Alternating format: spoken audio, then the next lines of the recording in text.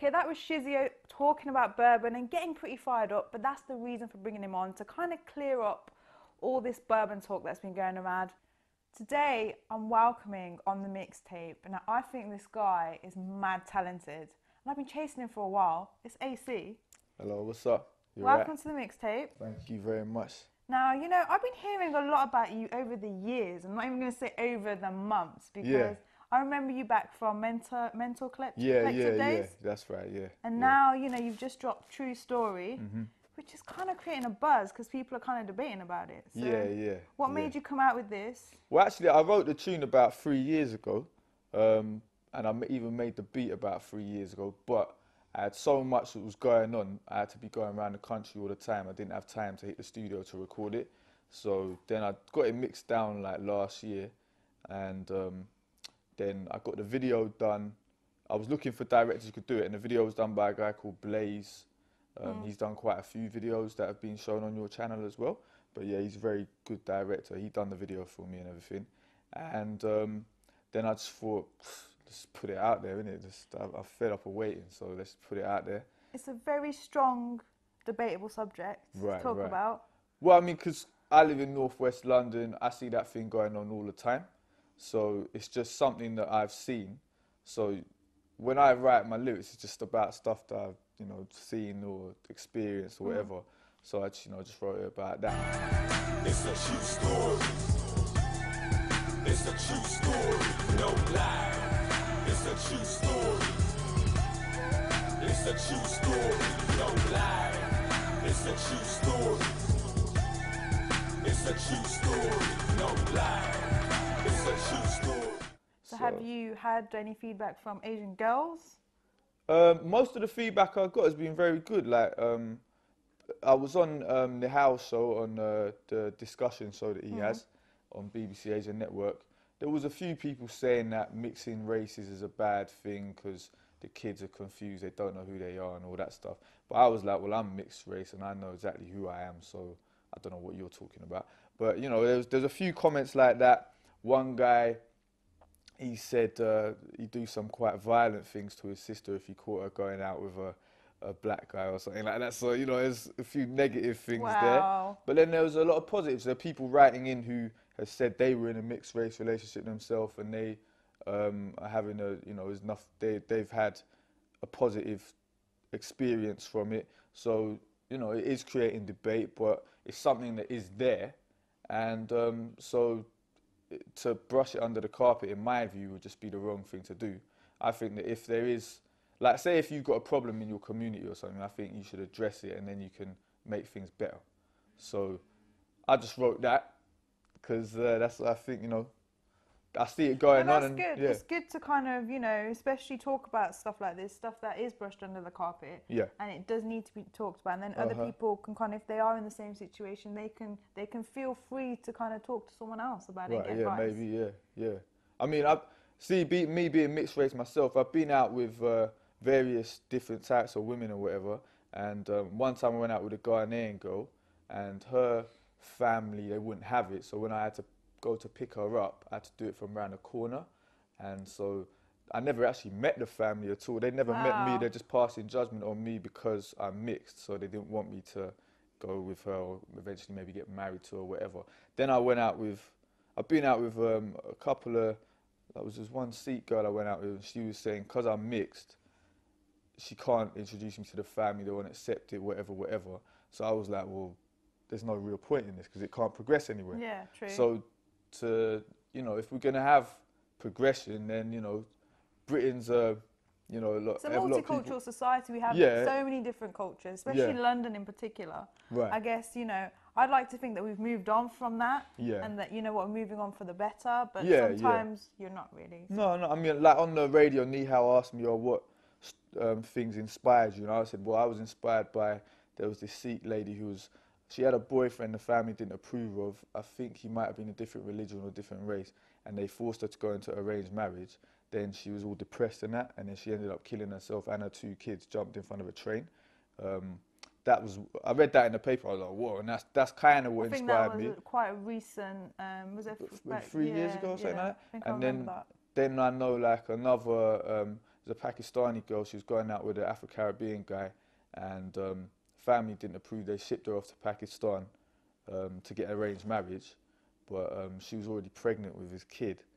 She had the kid, and now the family totally disowned her, and the mum won't speak to her, nothing, doesn't want to see the kid, and you know, so it is a very like touchy subject, but I think that taboo subjects need to be addressed, because then, as you said, we can have progression, we can all talk about it, and I'm not saying that everyone has to mix races, but just if someone does want to, just be more understanding about it. Yeah, is that what you're saying? all I'm saying is like, say if you have your values, another human being has their own values, so you have to respect their values. That's what I'm saying. So if your kid wants to go out with a white guy or a black guy, or if they're white and they want to go out with an Asian guy, or they're white and want to go out with a black girl or whatever, then you just got to let them do their thing, because they're not you.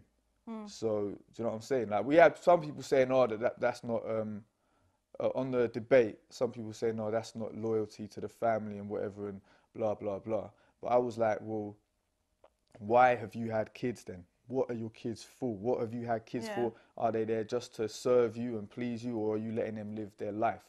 So you have to question, why have you had a kid? I think we live in a society where everyone wants to see how everyone looks at them. It's not about being true to yourself. It's about how you look within that society. Right. And people's opinion of you. Okay. Which is very sad. That is the world we live in. Yeah. Now, you're very vocal in terms of the subject matter you talk about, be it politics, be it something else, be it whatever you do. Is this always the route you're going to take? Yeah, I think so. Yeah, I mean, I do, don't get me wrong, I've done some club tracks and whatnot. I mean, when we were a Mental Collective, we did a song about relationships. It was called Any Go. And it was a humorous one, but it was also the same kind of theme, but it was a humorous thing, innit? And I've done club tracks or whatever. I've done my own club tracks with Terror, the Get Rowdy tune. It had Desi singing on there for the Asian remix and whatnot. Like the AC and Terror movement. Yeah, all that stuff. Then now I've got my solo thing. But yeah, I've got some songs on there dealing with, how would you say, current affairs topics and, you know, social topics. Then I've got other songs that are just about having fun. So I like doing both. You are one on stage to kind of, you know, cause a hype though, I have to say. I think the last time I seen you on stage was at Genesis. Okay, where was that? That was it. Somewhere on Old Street. I can't remember the place. Okay. And I think it was, I don't know if it was his album launch. Right. And you on stage with Genesis. Oh, okay, and you kind of hyping up the crowd. Yeah, I was doing, I was being his hype man for his tour, innit? So yeah, big shout out to Genesis. He's really good. But you do go all over to do shows and stuff. What kind of response do you get from people? Well, yeah, mostly positive. Sometimes, like, I've done support acts for Wu-Tang Clan, Keith Murray, D12, all them American acts. When you're doing a support slot, usually people are there to see the American artists. They're not there to see you. I found that outside London, they'll give you the time of day. Inside London, they're impatient. They want to see the main act. So you will get a few haters in the crowd booing you and stuff. But at the end of the day, you'll get people who like you as well. So you just got to disregard the haters, do your thing. When you come off stage, people are going to come up and say, yeah, I thought you were good. So you might have thought that everyone hated you, but they didn't. So you got to keep that positive mindset. But also, I do drum and bass as well. I used to do drum and bass before I was doing Mental Collective. But back in the jungle raves. Yeah, all them kind, you know, and I used to have residencies in Brixton at Mass, Dog Star, Bug Bar, all them kind of places in South London and everything. I was doing that a lot then, and but then when all the hip hop bookings were coming in, I didn't have time to do the drum and bass thing. But now I've got time again, so I've been doing that. So I've been doing that all over the country. So I've got a big one on New Year's Eve if you're in Northampton. Wow, there's a plug coming in here. Is that all right? Is that right? Yeah. Come to Road Mender, yeah. It's a big club in Northampton, and the night is called Random Concept. It's got a lot of artists there. Miss Dynamite's going to be performing there, and all the big drum and bass people like Skibbity, all the big DJs, everything. But that's going to be a good one. So if you can make it there, New Year's Eve, yeah, that's a nice one. You know, you get mad love from people on the scene because they say that you're mad talent, especially on the Bourbon scene, the Asian scene. You know, it's just like we always see you progress. It's like you do things really well as an independent artist. Right. How do you get out there? How do you do it all? Well, my object like before the Mental Collective thing, I was doing stuff with Terror, and we started recording our album. We were going to sell it on the street because I used to sell my cousin's CDs. He used to do compilation CDs called J Series, and we used to sell that on the street. But you're no stranger to doing this, though.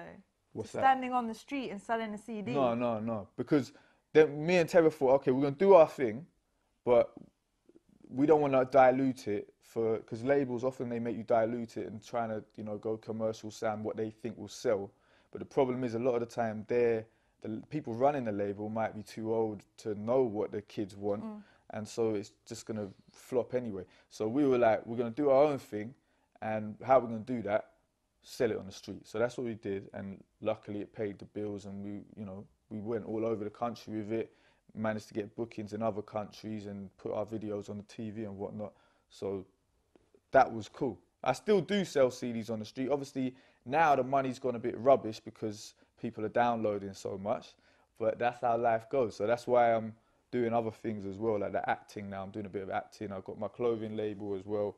Just got that out there. So just, you know, fingers in every pie I can get them in, really. So it's good to have a backup plan about it's good to have something else going on. Oh yeah, definitely. Rather than just the music. I would say that if you want to go all out commercial and do whatever a label tells you to do in order to earn your money, then you might not have to have a backup plan, because you can just do what they tell you, and I don't know how they'll pay you, if they'll pay you good or if they won't, but that's a gamble in itself. If you want to do it independent like me, then definitely just have other ways of making money as well, because the music money goes up and down, up and down, up and down. That's my experience anyway.